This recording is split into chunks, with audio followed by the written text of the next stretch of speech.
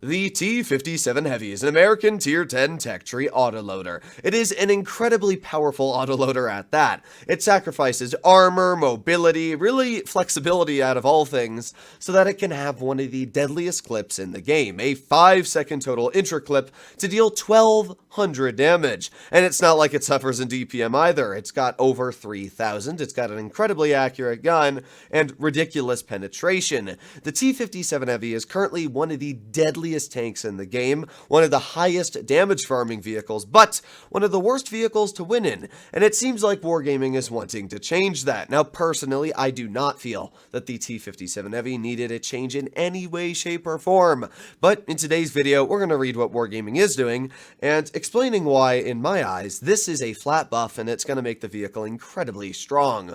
More than it already is, by the way. So, first of all, its vehicle durability is being increased by 50 hit points. Okay, so it's gaining 50 HP. That's not a huge buff. I mean, it'll help the vehicle, but it's definitely nothing that's going to change the playstyle of the tank. Just every now and then you might survive 50 hit points with your tank left, or 23 when you would have been dead before. It will definitely help you out, so I mean, it's just a flat buff in general. Reload time of the full magazine will be decreased by 0.95 seconds. Okay, so currently the magazine reload is just shy of 20 seconds. If we make our way over to the T57 Heavy, you'll notice it's 19.01. It'll be 18 seconds next update, meaning that you're gonna have over 3100 DPM. Why Wargaming is doing this? I have no clue. But yes, the DPM is getting better on the 57 Heavy because of the magazine buff.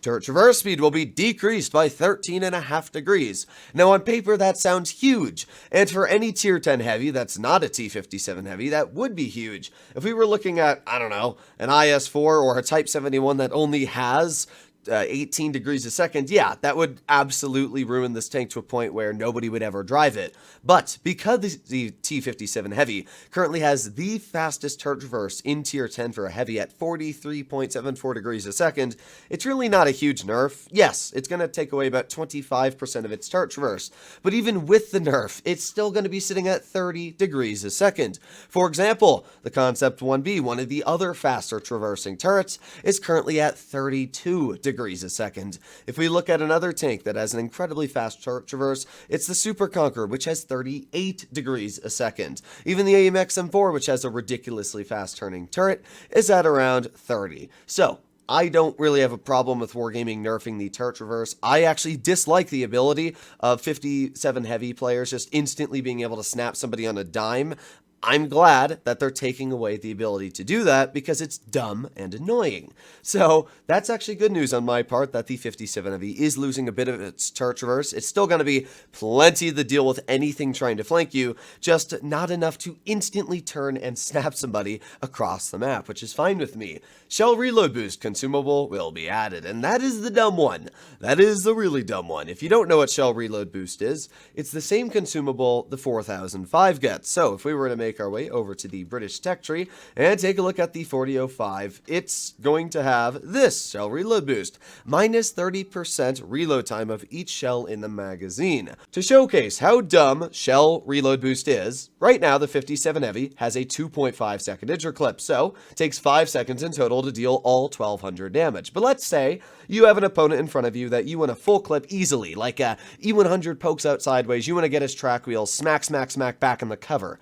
Well, your intra clip goes from 2.5, let's type that in, and then we multiply that by 0.3, and you get 0.75. That means you are losing 0.75 seconds off of each shell in the intra clip. In other words, 1.5 seconds. So, your reload goes from 5 seconds in the entire clip to 1.5 subtracted 3.5. That is dumb. Why? Why is Wargaming allowing the T57 Heavy to dump out 1200 damage in 3.5 seconds? That is literally the same time it takes a 50B to get out 2 shells. The 57 Heavy can deal all 1200 and back in the cover.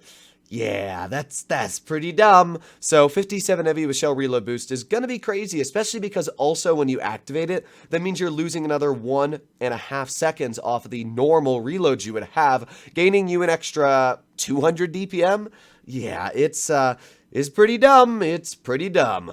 Gunpowder provision is also going to be added, but you're really not going to need it. When we take a look at armor thickness in the hull front, it will be decreased by 51 millimeters. Armor thickness in the lower glacis plate will be decreased by 15, but this is the dumb part. Armor thickness in the turret's lower fronts will be increased by 51, in the turret's lower sides by 33, and in the front of the oscillating part by 7 millimeters. The reason that's dumb is because the T57 Heavy is a tank that bounces shells in the turret, not the hull.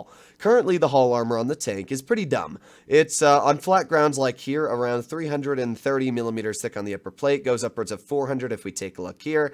Yeah, the 57 Heavy is pretty darn stupid when it comes to the armor, as you can see on the upper plate. When we take a look at the lower plate, over 400 millimeters thick on this lower part here, and really the only weak spot is this tiny bar down here, which is around 154. When it comes to the turret, it's about 175, 230, 240. It's really not that big of a problem. You can just easily penetrate through the turret unless you hit this little bar here that is 300. That bar, this entire bar here, is very stupid and it will cause you to get bounces if you shoot it.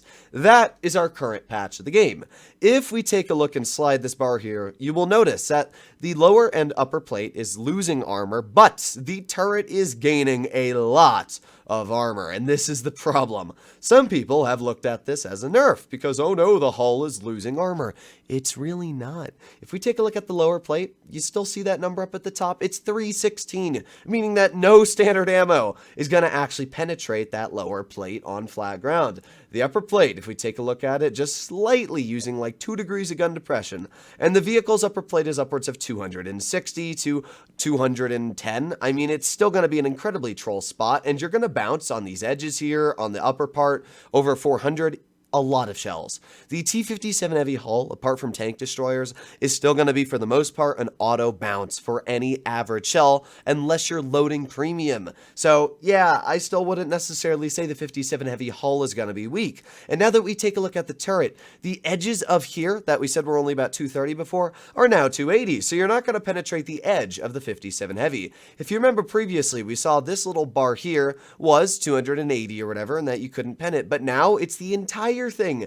This is 230 and it cuts all the way through the bottom of the turret. This is 300, and even the weakest spots of the turret are now ranging upwards of 220 to 230 millimeters thick, meaning that the only spot that you could somewhat comfortably shoot at the 57, the turret, is now becoming the trollest spot on the entire tank by a heck of a lot more. Wargaming basically said, yeah, let's just make the entire front of the tank hard to pen instead of just the frontal, lower, and upper plate. Yeah, I'm kind of scared of the T57 Heavy next update, I've got to be completely honest. Now, the final change we got to talk about is the dispersion at 100 meters. It is being increased by 0.019. Now, that is a nerf. It's not a huge nerf, but it is going to affect the vehicle. Again, I'm actually happy that Wargaming is nerfing the overall dispersion of the T57 Heavy. I feel like if they want to give it all these other things, the tank shouldn't be able to have such an accurate gun. And I actually don't understand why it has such an accurate gun. Currently, it's sitting at 0.308. If Wargaming gives it the 0.019 change, the vehicle is still going to be sitting at 0.326. So, I mean, that's still pretty dang accurate. It's the same as a Vickers Light. I think that this is going to make the vehicle, when it comes to the dispersion nerf, a little bit less of a instant haha snap you, also with the Tertiverse nerf as well. So I am happy with those two changes, but I don't really understand why it needed these changes in the first place. I think the tank is already good in the way it is, especially with the DPM it has, with the incredible interclip. So tank is already pretty good.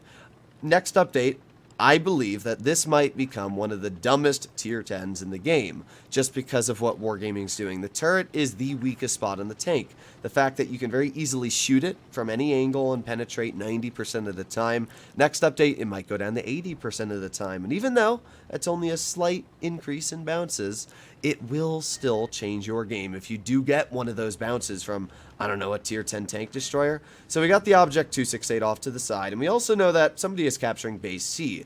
So what I'm actually going to do here is I'm going to push off low, And we're going to see if I can get behind like this object 268 and just absolutely clip. Or, you know, we could get some shells into the pattern here. So there's one shell, there's two shells, and maybe we can get a nice slapper into the 268 as well. I do have a T110E4 who is going to support me. So while I may lose a little bit of health here, I really don't know why that 268 did that, because, well, there goes that guy, and all that's left now is this 268, who's also going to be cleared in just a moment. This is where the 57 Heavy just does a fantastic job at okay, game.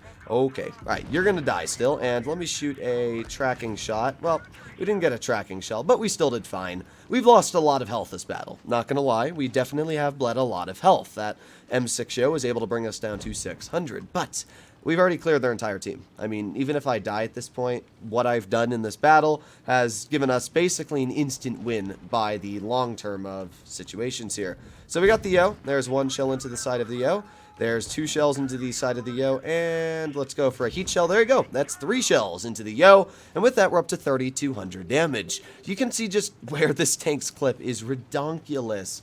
It just has the ability to not care. It'll keep on going and keep on going. Oh, we did get shot by probably the Vickers in this situation. Unfortunate, but what am I going to do about it, right? So if this 183 ends up poking, which he does, we're going to get 1 shell in.